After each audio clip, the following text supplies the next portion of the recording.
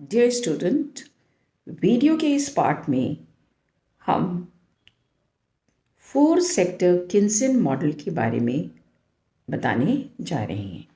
पूर्व के वीडियो में हम लोगों ने 3 सेक्टर किन्सन मॉडल के बारे में देखा, जिसमें किन्स ने अपनी विवेचना जो थी कंजम्पशन और इन्वेस्टमेंट इन 2 वेरिएबल्स के आधार पर एक्सप्लेन की थी। आफ्टर दैट 3 सेक्टर मॉडल में किन्स ने गवर्नमेंट एक्सपेंडिचर को भी इंक्लूड करते हुए व्याख्या की। 4 सेक्टर मॉडल में किन्स ने ये माना है कि कंजम्पशन, इन्वेस्टमेंट और गवर्नमेंट एक्सपेंडिचर के अलावा हमारा जो नेट एक्सपोर्ट होता है उसका भी महत्व हमारी अर्थव्यवस्था में होता है। तो ये किन्स का जो 4 सेक्टर मॉडल है, ये इसकी व्याख्या किस तरीके के से किन्स ने करी है, इसको हम लोग इस वीडियो में डिस्कस करने जा रहे हैं। या मैं आपको बताऊंगी कि किस तरीके से कंजम्पशन, इन्वेस्टमेंट, गवर्नमेंट एक्सपेंडिचर के साथ ही साथ नेट एक्सपोर्ट का क्या रोल है। तो आइए देखते हैं। ये देखिए, किन्स का 4 सेक्टर किन्सन मॉडल को हम एक्सप्लेन करने जा रहे हैं। The 4 sector economy is known as open economy. मैंने पूर्व में भी आपको एक्सप्लेन किया था कि ओपन इकोनॉमी वो इकोनॉमी है जहाँ पर इंटरनेशनल ट्रेड को भी शामिल कर लिया जाता है। The 4 sector economy is known as the open economy because of the involvement of foreign expenditure. The basic assumption of this model are same as per the model explained earlier. It is an extension of 3 sector model. While the only difference is that aggregate demand is comprised of consumption, investment, government expenditure and net foreign expenditure. तो दोनों sector और तीनों sector के बाद ये जो 4 sector है, इसमें केवल डिफरेंस इतना है कि इसमें हमने कंजम्पशन को भी कंसीडर किया, investment, then government expenditure and net foreign expenditure is also taken into consideration. आप देख सकते हैं इक्वेशन। इसी इक्वेशन के माध्यम से मैं आपको एक्सप्लेन करने जा रही हूँ। देखिएगा, the equilibrium level of national income is determined through the following equation as shown here. पहली इक्वेशन आप देखिए, y is equal to C plus I plus G plus bracket में x माइनस m, ये आपकी पहली इक्वेशन है। Since C is equal to A plus B bracket में y minus t bracket close, we get y is equal to A plus BY minus BT plus I plus G plus NX, या y is equal to bracket में 1 minus b bracket close, that is equal to a minus B T plus I plus G plus N X, या आप कहिए y is equal to 1 oblique I minus b bracket a minus B T plus I plus G plus N X. ये आपकी equation 2 है। या आप अपने सामने जो चित्र है, जो डायग्राम है, जो पेपर में प्रेजेंट कर रहे हैं, उसको आप देख सकते हैं। Equation 1 and now equation 2। अब देखिएगा इस इक्वेशन को ध्यान से, इट कैन बी कंक्लूडेड, इस इक्वेशन के माध्यम से ही हम ये निष्कर्ष निकाल रहे हैं कि that equilibrium level of national income is determined by multiplying the autonomous expenditure multiplier, that is 1 oblique 1 minus b, by the sum of all fixed autonomous expenditure as given in equation 2। आप देख सकते हैं equation आपके सामने। Under the four sector economy aggregate supply must be equal to aggregate expenditure which is the sum of consumption, private investment, government expenditure and net export. ये जो ऊपर आपने लिखे हैं इक्वेशंस, इनको फिर से मैं एक्सप्लेन कर दे रही हूँ। इसमें देखिए सी जो है दैट इज़ कंजम्पशन एक्सपेंडिचर, जो कि A plus B plus Y D के बराबर होगा। आई जो है हमारा ऑटोनमस इन्वेस्टमेंट है, जी जो है ये ऑटोनमस गवर्नमेंट एक्सपेंडिचर है, x is autonomous export, M is import as a function of domestic income which is equal to MA plus small m y, and YD is equal to disposable income level that is equal to Y minus TA minus small t y plus R। आप देख सकते हैं diagram आपके सामने है। The consumption expenditure is the sum total of autonomous consumption। जो consumption expenditure होगा that is autonomous consumption plus induced consumption, this is BYD, small b capital Y and small d। The autonomous consumption is the level of consumption which cannot be avoided in the even when the income is zero। तो autonomous autonomous consumption वो consumption होता है जो कि प्रत्येक consumer को किसी भी दशा में करना ही पड़ता है। उसके लिए बहुत ही आवश्यक कंजम्पशन है। जब उसकी इनकम कुछ भी नहीं है, किसी भी माध्यम से वो उतना कंजम्पशन ज़रूर करेगा। जब उसकी इनकम कुछ भी नहीं होगी, उस समय भी ये ऑटोनोमस कंजम्पशन उसके लिए आवश्यक होता है।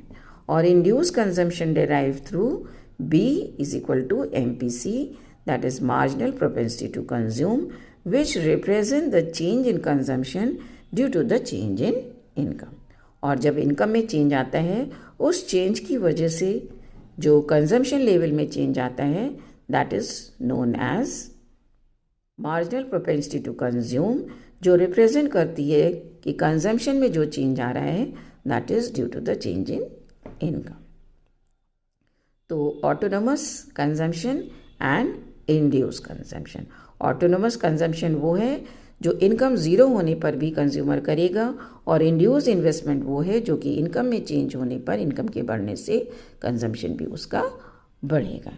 The import that is indicated by the letter M is again the sum total of autonomous import, that is M small a, and induced import small m y, which is based on the two significant factors। पहले है marginal propensity to import small m and level of national income, that is F। The M is the ratio of increase in import capital M to the national income Y as expressed as delta M oblique delta Y, that is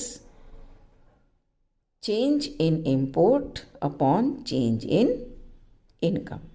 Disposable income level is represented as YD, where R is the transfer payment received by the private sector which increase their income, and TA plus small ty is total progressive income tax to be paid by private sector which reduces their disposable income।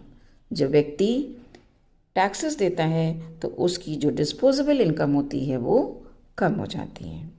But the simple analysis T capital is assumed to be the constant and R is assumed to be 0.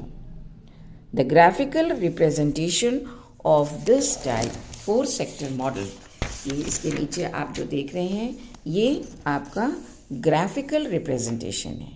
जो अभी हमने आपको explain किया है उसी का graphical representation अब आपके सामने है और इसको मैं आपको एक्सप्लेन कर रही हूँ। An economy is in equilibrium when the quantity of output produce, और क्वांटिटी ऑफ आउटपुट का मतलब है प्रोडक्शन या आप कह सकते हैं income, is equal to the quantity of output demanded. तो कहाँ पे ये हमारा इक्विलिब्रियम होगा? जहाँ पर क्वांटिटी ऑफ आउटपुट प्रोड्यूस और income is equal to the quantity of output demanded. AD, demand is AD, but the disequilibrium caused when output produced is not equal to the aggregate demand। संतुलन कब नहीं होगा? जब when output produced, जो भी हमने produce किया है, is not equal to the demand, that is supply is not equal to the demand। when the disequilibrium occurs, जब disequilibrium हमारी अर्थव्यवस्था में होता है, it would result into unplanned inventory investment or unplanned inventory disinvestment। Following cases are observed in four sector economy related to the equilibrium। आगे इस video के माध्यम से मैं आपको बताने जा रही हूँ कि वो कौन कौन से केसेस हैं जो कि फोर सेक्टर मॉडल में अपीयर होंगे या हो सकते हैं। पहला केस है when aggregate supply is more than the aggregate expenditure. Aggregate supply जो है वो ज़्यादा है देन एग्रीगेट एक्सपेंडिचर या आप डिमांड कह सकते हैं। This is an unstable case of equilibrium where firm find difficulty to sell their output, क्योंकि सप्लाई ज़्यादा है और डिमांड कम है, जिसकी वजह से such situation result in increasing the unplanned inventory investment as excess inventory left unsold। बहुत सारा सामान जो होगा वो बिना बिक्री के रिटेन हो जाएगा, रखा जाएगा, which create collection of inventory in the form of in the warehouses। This situation force producer to decrease the level of output unless the excess inventory sells out and GDP fall। तो warehouses में वो कब तक सामान को जमा करने लगेंगे? जब तक कि उतना सामान मार्केट में नहीं पहुंच जाता जितना कि उनकी डिमांड के अकॉर्डिंग है, और इसके परिणाम स्वरूप हमारी जीडीपी जो होगी वो गिरने लगेगी, फॉल करने लगेगी। एक तो ये केस हुआ जिसमें कि सप्लाई ज़्यादा है और डिमांड हमारी कम है। दूसरा केस देखते हैं, when aggregate demand is more than the aggregate supply, that means reverse case. इसमें डिमांड ज़्यादा है, सप्लाई कम है। This is also an unstable case of equilibrium. इसमें भी असंतुलन की स्थिति हमारी अर्थव्यवस्था में बनी रहेगी, where consumer, producer, government and foreigners wish to acquire more goods and services, but the total supply present in the economy is less। Supply कम है, डिमांड ज़्यादा है। परिणाम स्वरूप such situation result into fall in the unplanned inventory investment or unplanned inventory disinvestment as the available inventory in the economy is insufficient to meet the aggregate demand। This situation encourage producer to increase the national production। ये जो स्थिति आ रही है जिसमें demand ज़्यादा है, supply कम है, इससे प्रोड्यूसर जो होंगे वो अपने प्रोड्यूस को की वृद्धि करना चाहेंगे, उत्पादन की मात्रा को बढ़ाना चाहेंगे, और जिससे कि हमारी जो national increase the national income to meet the aggregate demand. ये हमारा केस 2 था। Now the case 3। केस 3 हमें ये बताता है when aggregate demand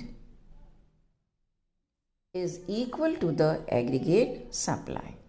demand is equal to supply. ये जो होगी ये हमारी संतुलन की स्थिति होगी, वेयर इंक्रीज और decrease in output is not required. संतुलन की स्थिति है, aggregate demand is equal to aggregate supply है। The national income is determined just by adding the private consumption, investment, government consumption and net export. Equation इसकी बनेगी y is equal to c plus I plus g plus x minus m, that is net export. This is net export. तो ये आपने देखा 3 situation Keynes ने explain करी हैं। पहली सिचुएशन में सप्लाई ज़्यादा है डिमांड से, दूसरी सिचुएशन में डिमांड ज़्यादा है सप्लाई से, और तीसरी सिचुएशन जो है वो संतुलन की है, जिसमें कि aggregate demand is equal to aggregate supply. आप डायग्राम और अच्छे से देख सकते हैं। एक बार पुनः ये आपको देखिए, ये सारे इक्वेशंस हैं, आप इनको नोट कर सकते हैं। Equation 1 and this is graphical representation. I hope आपको ये क्लियर हो गया होगा। तो ये किन्स के 3 मॉडल थे, 2 sector economy, 2 sector model, 3 sector model and 4 sector Keynesian model. ये अलग अलग वीडियो में मैंने आपको एक्सप्लेन करे हैं। आई होप आपको तीनों बहुत अच्छे से समझ में आ गए। Thank you so much.